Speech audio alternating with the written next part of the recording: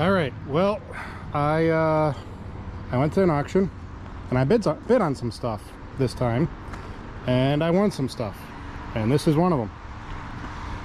It is a S595 Bobcat. Whole heck of a lot newer than what I previously have. Currently still have, but previously had. We'll go over that in a minute. I won some other stuff also. Let's go look at that. I just unloaded the Bobcat. I got another trailer full of toys over here, right there. So I got a 66-inch general purpose smooth bucket. Right under it, a 68-inch general purpose tooth bucket, and underneath that one, a 74 or 78-inch 78-inch general purpose tooth bucket under that. And then over here I have a 74-inch clamshell 4-in-1 bucket. So I didn't actually mean to buy 4 buckets. I wanted a tooth bucket and I wanted a smooth bucket. This bucket came up on the auction first for a price that I couldn't say no to, and I wasn't sure that I was actually going to get the 4-in-1 bucket. So I bid on this. I ended up winning this, and I'm happy that I won it. And then the 4-in-1 came up, and I bid on that, and I got that for what I think a really good deal. So I ended up winning that. So now I have an extra smooth bucket that I don't necessarily need. So I am most likely just going to actually resell it. And then the tooth bucket came up, the 68-inch tooth bucket came up, which I want a tooth bucket because digging into dirt piles and everything, it really helps. So I bid on the 68-inch and I got that for a good deal. And then immediately after, the 74-inch 78-inch tooth bucket was on the auction, and no one was bidding on it. No one at all, and time was about to run out, and I got it for a really good deal. Like, I got the 78-inch for about half the price of the 68-inch. So I couldn't turn that down. I have no point of actually having the 78-inch. That's fully because it was just a good deal, and I'm gonna resell it. I know I can make the money back of what it cost and some, so I'm gonna be selling 2 of those buckets. I'm gonna keep the clamshell. I'm gonna keep the 68-inch tooth bucket. Now, over here, that's all I bought, but the Bobcat, I'm gonna get the old Bobcat and bring it over because I haven't actually put them side by side. I just got that home. So I'm gonna bring the other one over, put them side by side, compare a little. All right.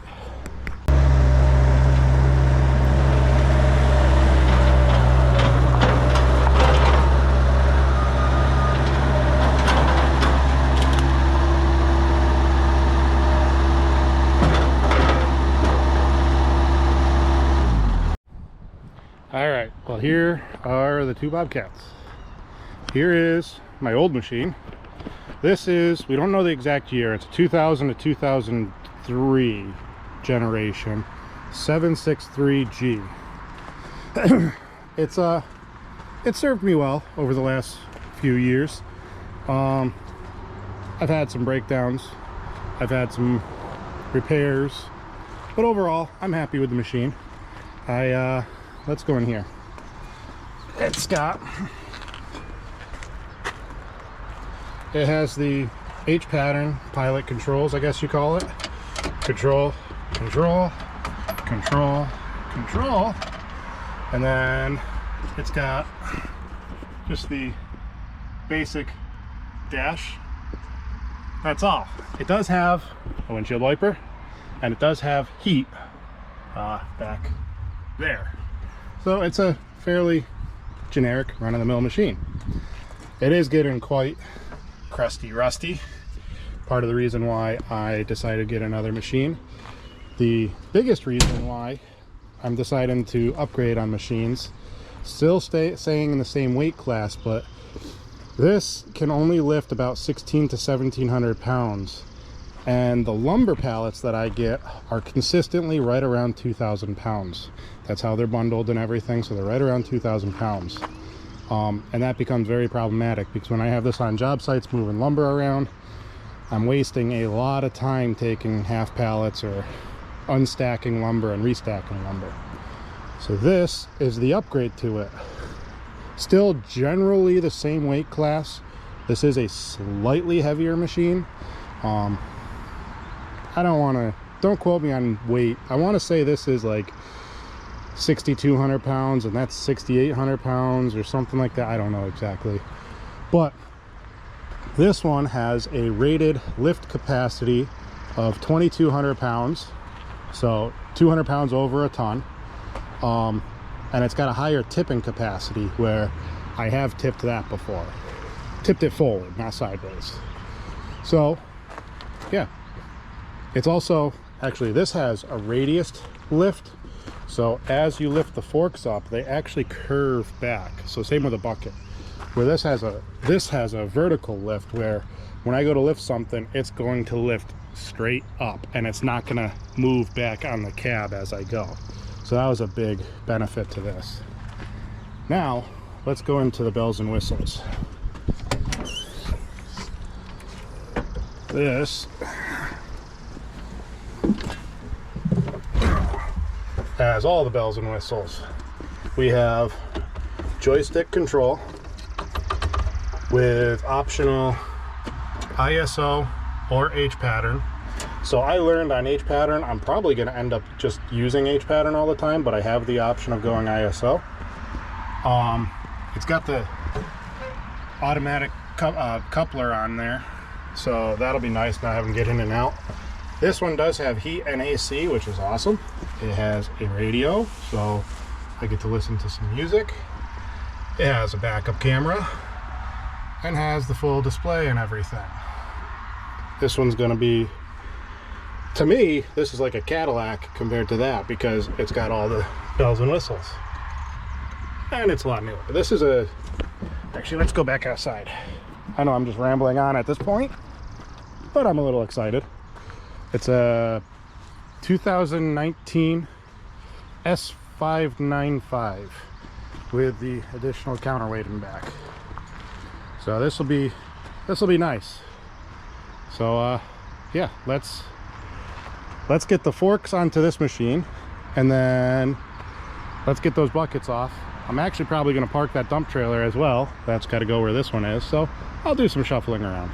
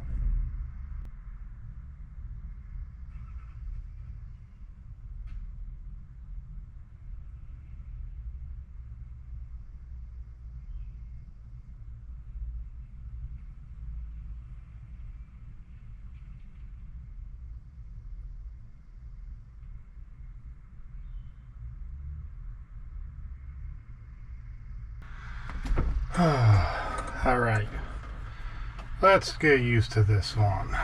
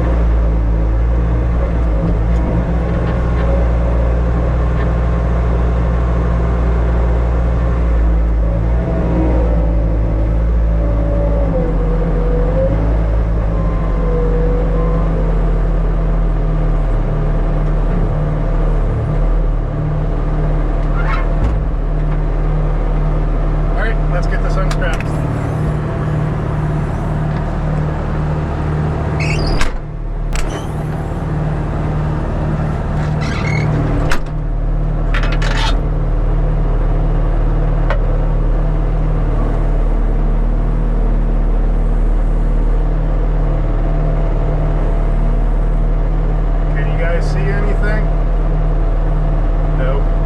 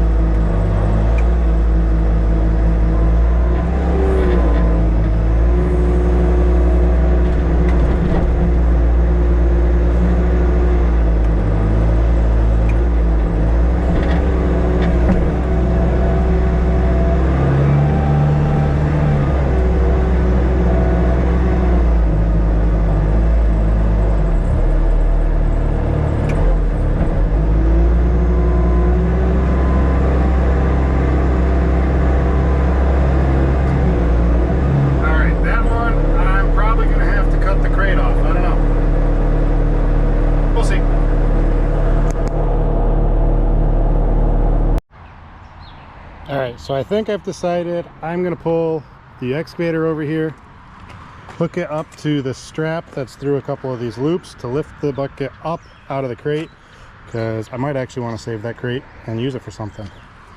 But I think part of the reason why I got such a deal on this, it is a knockoff brand, I know that, Bobcat, whatever that is, but the hoses are not protected at all. So I'm gonna have to make something to hold and protect the hoses. But for the price I got it for, I can't complain about that. Hey, and I got a welder now, so I'll get to play with that. See how bad my welding is. But it's all right.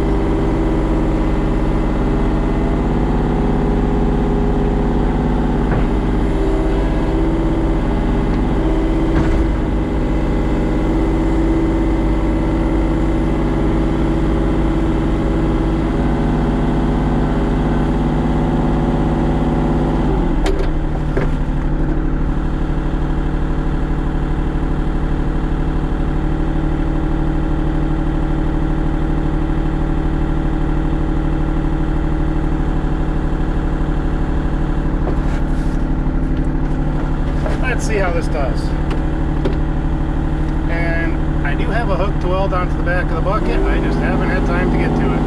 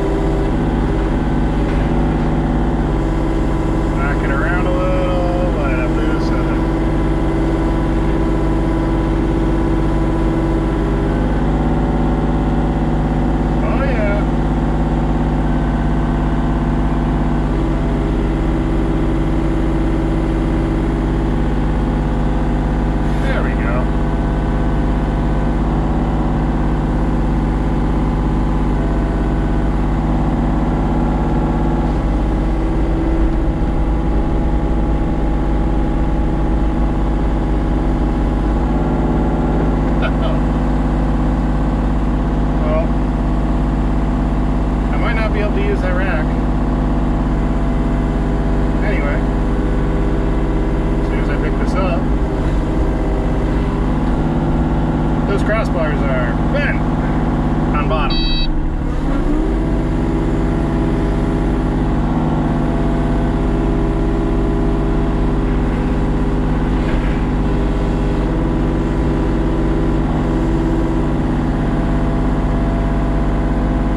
I have another one of these racks out in the woods, but it's open-ended on one side, so it doesn't really make for a good bench. Where this, it's closed on all sides, meaning full box framed, and the top bars would have made perfect for putting a sheet of metal on it and making a little bench for outside use.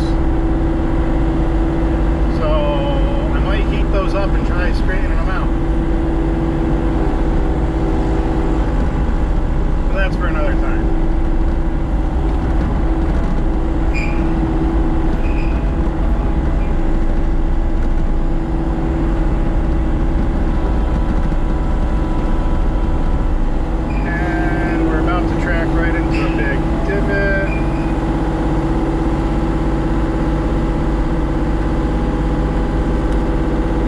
All right.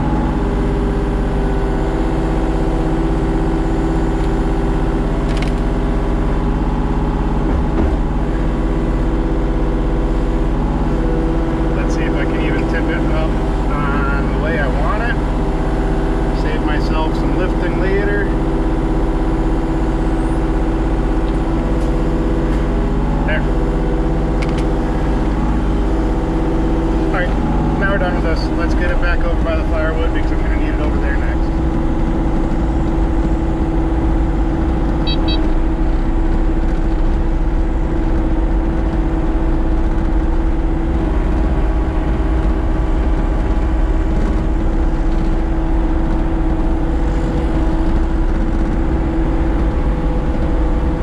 Oh, wait a second. I wanted to take one of my old buckets out of the woods. Dummy.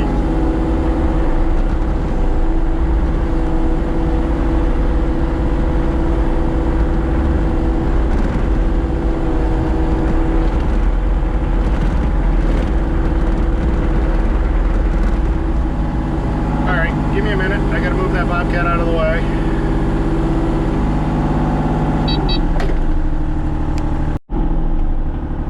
Alright. Got that out to the side. My storage area is getting very compact back here,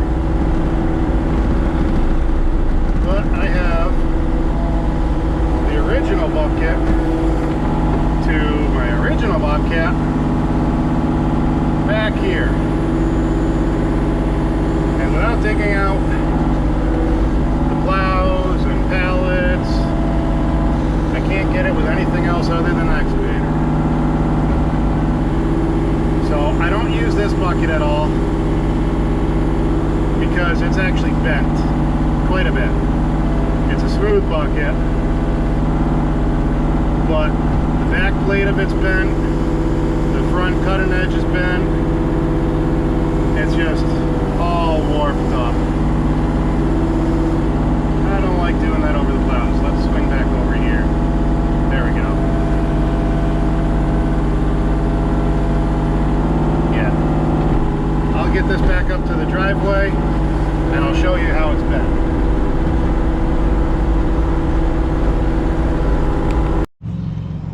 Alright, so the reason why this bucket has been shoved over in the woods is I don't use it.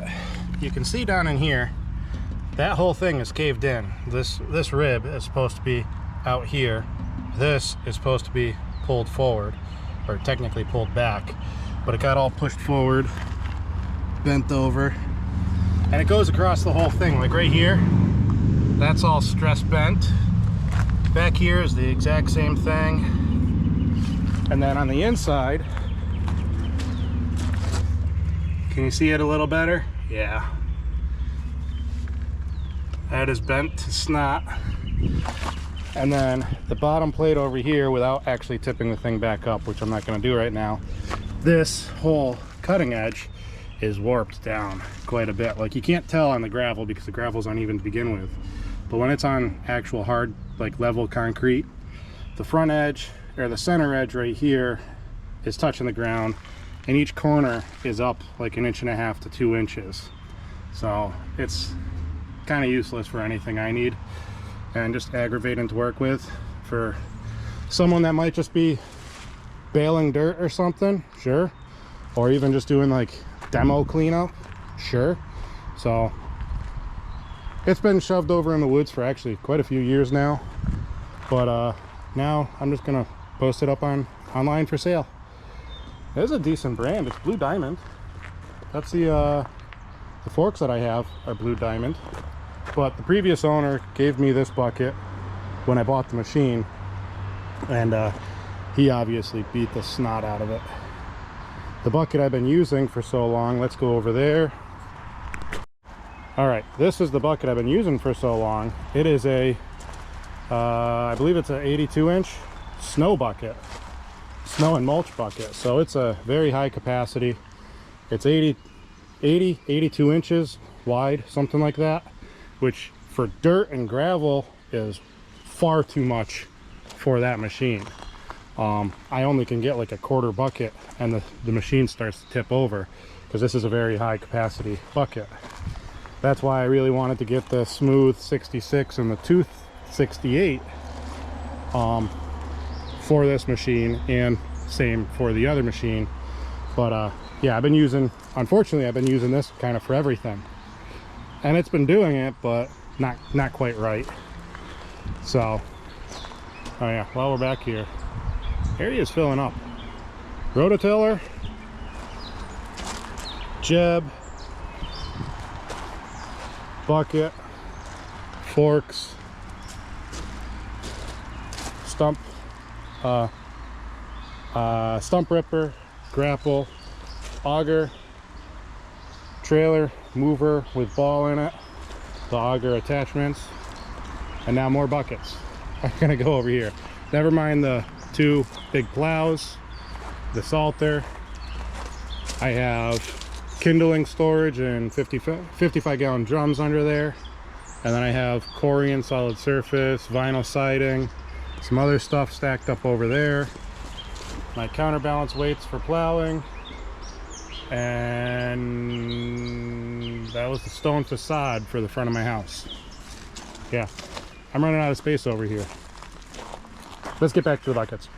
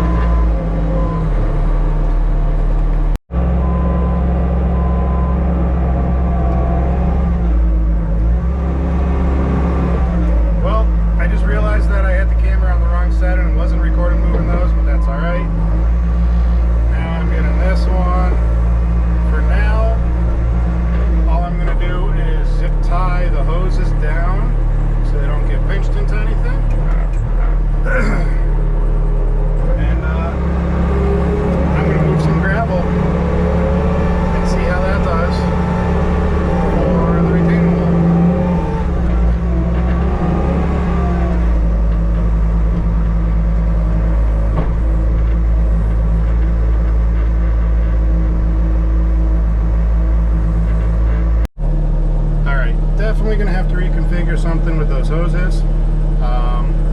Fighting with them rubbing up against the tire if they're all the way slacked out. It's like they're just simply too long, but I haven't rolled it all the way out to check. The hoses that connect side to side are definitely too long. Yeah, but that's all going to get figured out. 1, if I keep the bucket, and 2, when I make whatever I'm going to do to protect those and hold them and whatnot, because zip ties are not going to hold forever. That's just so I can play with it right now. Alright, let's go. Well, actually, very first, let's lift, turn auxiliary hydraulics on. We don't need high flow, just standard flow.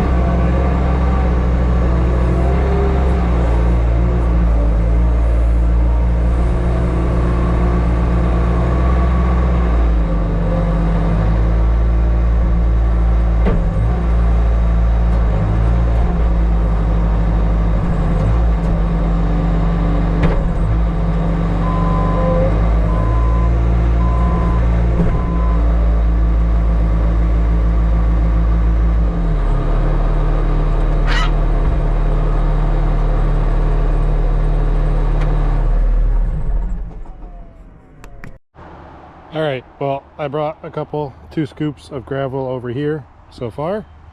Yeah, it's working. That's working. I made a mistake and dumped a little on the yard, which I'm gonna have to pick up, but that's purely because this cavity right here stores a little gravel in there. Wasn't expecting that. And yeah, definitely gonna have to figure something out with those hoses, but that'll be all right. The rest of this is going to be on the video for the retaining wall, so you may or may not see that before this, don't know. Looks like I actually popped that little bracket off, so I'm gonna have to fix that. Yeah, to the new Bobcat and to the new buckets. Excited to get this to use. Gonna do some service on it, probably sand off some of the rusted spots where the paint is flaking and repaint it, but other than that, doesn't need anything. All right, today we got a little job for the new Bobcat and the rototiller. So this rototiller, all together with the guards on that side and the guard on this side, actually even still how it stands, is wider than my dump trailer is. So I took the guard off of this side. It's not really needed, I don't think, for this side. This side is the one that has the motor, so I'm keeping that on.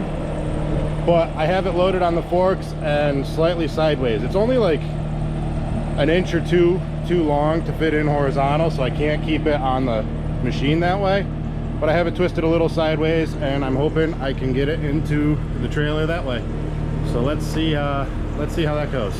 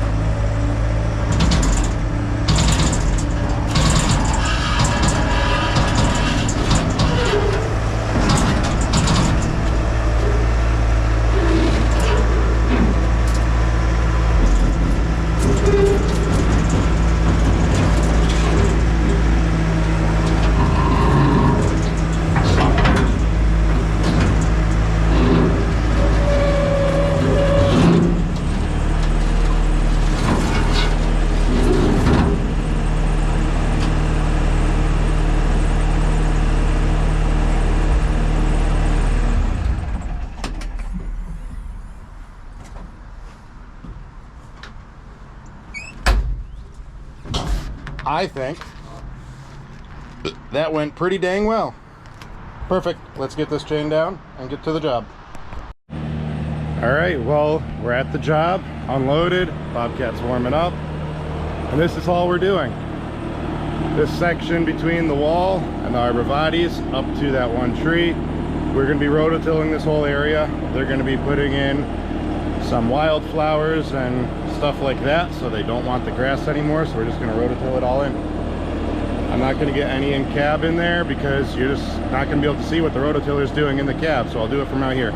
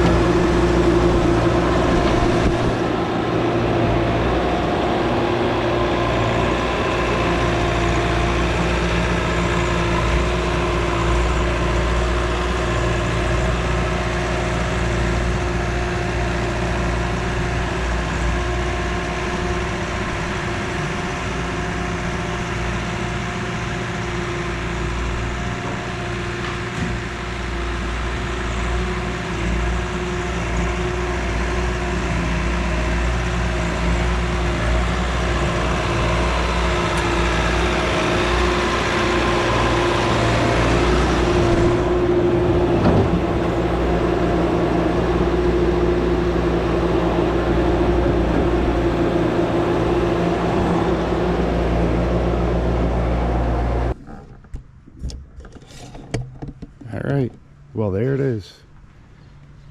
Rototilled this section out. Just gotta clean up some of the spillage on the driveway. They can rake it out and plant their flower garden that they want to.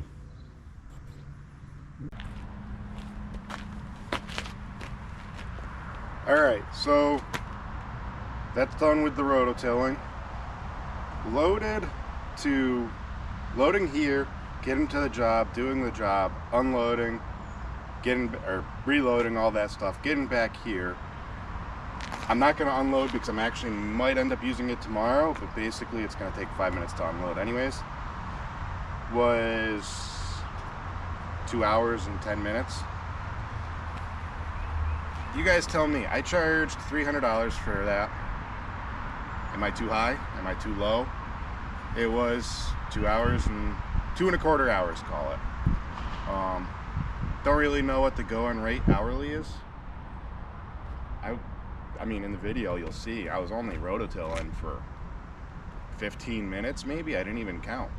So I did try and see if they wanted me to do anything else there with the Bobcat while I was there, just because it would be more economical for them. I'm not going to really charge more because I only did 15 minutes of work. The rest of it was loading, unloading, travel. Still got to get paid for my time though. So you guys tell me, leave a comment. Think I charged too much or I didn't charge enough. All right, hope you enjoyed.